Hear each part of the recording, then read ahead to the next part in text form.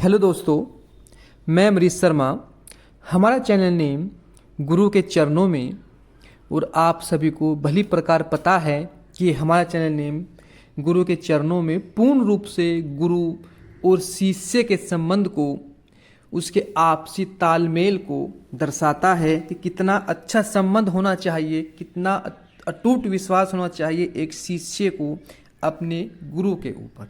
देखो, जब तक विश्वास नहीं होगा तब तक वो कृपा, वो आशीर्वाद आपको नहीं मिलेगा। तो इसलिए इसी संबंध को और अटूट विश्वास के साथ मजबूत करने के लिए हम आपके समक्ष एक छोटी सी कहानी लेकर आए हैं, जिससे आपके इस संबंध को और प्रगाढ़ और विश्वास से लबालब बनाया जा सके। तो शुरू करते हैं गाइस। ये कहानी है एक व्यक्ति की जिसका नाम था धन्ना। वो धन्ना व्यक्ति एक आर्थिक रूप से थोड़ा संपन्न व्यक्ति था और वो एक गांव में निवास करता था। तो कुछ समय बाद वहाँ पर उस गांव के अंदर एक अकाल की स्थिति उत्पन्न हुई और उस अकाल में उस धन्ना ने अपने धन दौलत, रुपए पैसे को, जमीन जायदाद को लोगों की सेवा में थोड़ा थोड़ा करके लगाने लगा। तो जब उसने अपने धन दौलत से लोगों की सेवा करनी प्रारंभ की तो लोगों की वाह मिली और लोगों का जो स्तर था थोड़ा उठने लगा। लेकिन कुछ समय बाद अकाल की स्थिति अत्यधिक भयानक हो गई और पूर्ण रूप से अकाल पड़ गया। सबकी ज़मीन सूख गई, ज़मीन बंजर हो गई, फसल नाम मात्र की भी नहीं थी क्योंकि ज़मीन सब कुछ सूख चुकी थी, बंजर हो चुकी थी, पानी की एक बूंद नहीं थी, खाने के लिए किसी के पास दाने नहीं थे, भूखमरी थी चारों ओर। तो अब धन्ना ने क्या किया, उसके पास जो ज़मीन जायदाद और जो भी अन्य धन दौलत थी तो उसने सब कुछ जनता की सेवा में उसको लौटा दिया और अब वो भी बिल्कुल कंगाल हो गया। लेकिन उसके अंदर की जो भावना थी लोगों की सेवा करने की, वो अब भी समाप्त नहीं हुई थी। अब धन दौलत तो समाप्त हो चुकी थी, लेकिन अब वो अपने तन से सेवा करने लगा। लेकिन तन की सेवा सबसे अच्छी सेवा होती है, लेकिन उससे आप एक व्यक्ति के कुछ ही व्यक्तियों की मदद कर सकते हो एक समय में। धन दौलत से आप एक समय में बहुत सारे व्यक्तियों की मदद कर सकते हो। तो इससे वो अब लाचार था। तो उस दौरान उसके पास कुछ महात्मा आए। तो उन महात्मा में से एक महात्मा ने उसको कुछ बीज दिए। वे बीज थे लौकी के बीज। ये कहा कि जाओ धन्ना, आप इसको अपने खेत में उगाओ। तो उसने ये प्रसन्न नहीं किया कि खेत तो अब बंजर हो चुके हैं, वहाँ तो पानी नहीं है, कुछ भी नहीं, वहाँ तो कुछ भी एक घास का पौधा भी नहीं हो सकता, होना संभव ही नहीं है। उसने कोई प्रसन्न नहीं किया। सहर्ष रूप से उस बीजों को लिया और कहा, अच्छा गुरुदेव।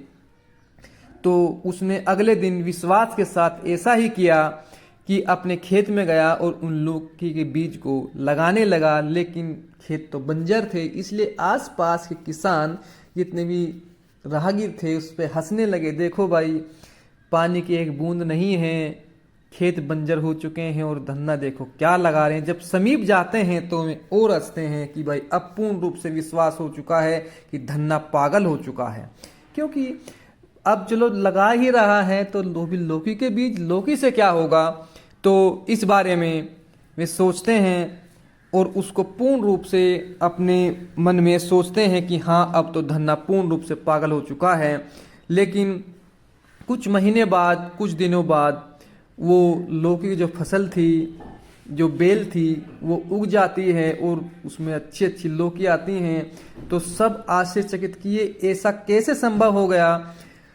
तो अब वो क्या करता है, अपनी इस बात को, जो ये बात कही थी उन गुरुओं ने कही थी कि हाँ आप ये लगाएं, तो धन्ना भी कहीं ना कहीं आश्चर्यचकित रहता है कि हाँ मैंने ये लगाई और ये प्रभु की कृपा से, उस गुरु की कृपा से हो भी गई और अब लौकी आ भी रही है। लेकिन लौकी से मैं सेवा करूं तो कैसे करूं? लेकिन फिर भी जब फसल पूर्ण हो चुकी थी तो वहाँ से वो लौकी लेकर आता है, सारी लौकी तोड़ लेता है और जब उस लौकी को चीरता है तो उसमें से बहुत मूल्यवान मोती, हीरे जवाहरात निकलते हैं। और ये केवल एक ही लौकी से नहीं, जितनी भी लौकियाँ थी सभी लौकियों से इस प्रकार के जवाहरात, मोती निकलते हैं।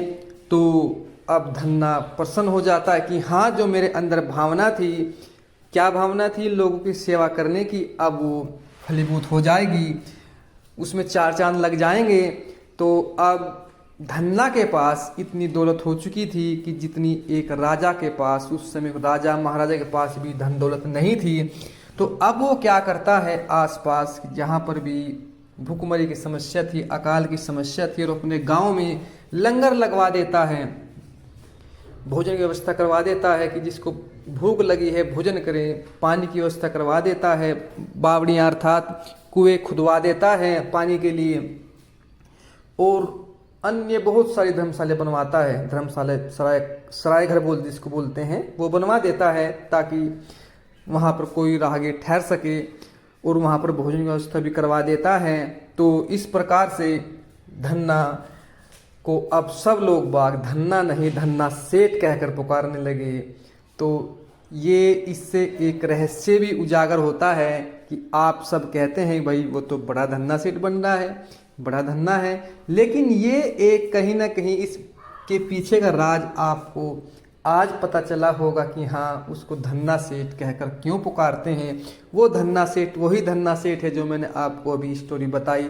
इस कहानी के माध्यम से आपको पता चला कि वो धन्ना था, उसके आगे सेठ कब लगा, जब उसने इस प्रकार का कार्य किया। तो अब उसका देखो यहाँ पर इस कहानी से आपको क्या पता चलता है? इस कहानी से केवल आपको यही पता चलता है कि धन्ना का उन महात्मान, उन गुरुओं के प्रति कितना विश्वास रहा कि उसने, में तो एक गुरु ऐसे थे कि भाई राहगीर से चलते हो आए और धन्ना के पास गए, उसको बीज दिए कि इसको आप अपने खेत में लगाएं, और उस बात पर भी उसको कितना अटूट विश्वास था। तो ये एक गुरु और शिष्य के विश्वास की ही बात है कि अगर आप में इस प्रकार का विश्वास है, सब कुछ कर गुजरने की इच्छा है, तभी वो चीज़ फलीभूत होगी। अगर आपको विश्वास ही नहीं है तो उसमें सफलता भी निश्चित नहीं है। तो गाइस, यहाँ पर आपको यही सीखने के लिए मिलता है कि गुरु और शिष्य में किस प्रकार का आपसी तालमेल होना चाहिए। और गाइस, एक छोटी सी गुजारिश आपसे है, अगर आपको हमारी ये कहानी अच्छी लगी हो तो हमारी वीडियो को लाइक, शेयर, सब्सक्राइब करें और सुंदर सुंदर से अच्छे अच्छे कमेंट्स करें। और जितने भी आपके पास सोशल मीडिया ऐप हैं, व्हाट्सएप, फेसबुक, टेलीग्राम, उस पर आप इसका लिंक अवश्य शेयर करें ताकि हमारी वीडियो को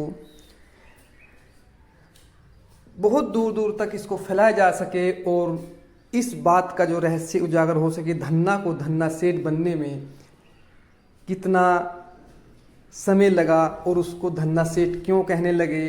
तो okay guys, thank you very much.